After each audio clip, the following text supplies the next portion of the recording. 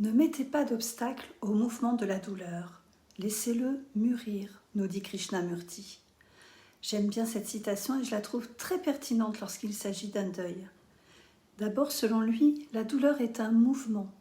Une des théories sur le deuil évoque des spirales, et nous sommes nombreux à parler de vagues, de hauts et de bas, de tomber, de se relever, beaucoup de mouvements donc. Ce qui est intéressant dans cette notion de mouvement, c'est que rien n'est figé. J'essaye dans les formations de te sensibiliser à faire place nette à chaque fois que tu accueilles quelqu'un. Place nette dans ton esprit.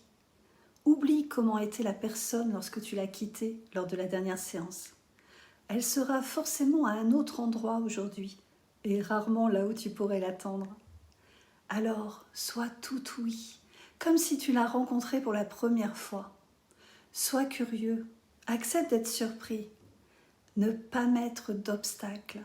L'obstacle, c'est de s'entendre dire « il faut aller de l'avant ». Sois fort pour tes proches. Arrête de regarder les photos, ça ne sert qu'à te faire pleurer. Cesse de t'apitoyer sur ton sort. Et toute autre phrase se voulant encourageante. L'obstacle est posé, interdit d'exprimer sa peine, de montrer sa douleur.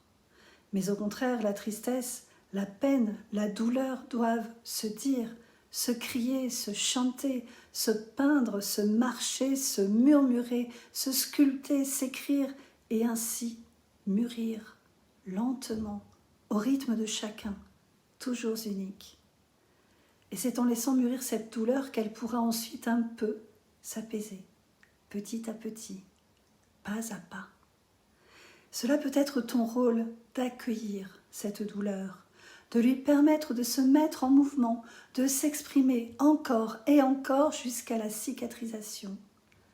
Tu peux être cette oreille solide et fiable, jamais lassée, toujours intéressée. Un espace d'accueil inconditionnel, neutre et bienveillant.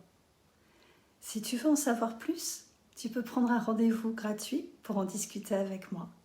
À bientôt.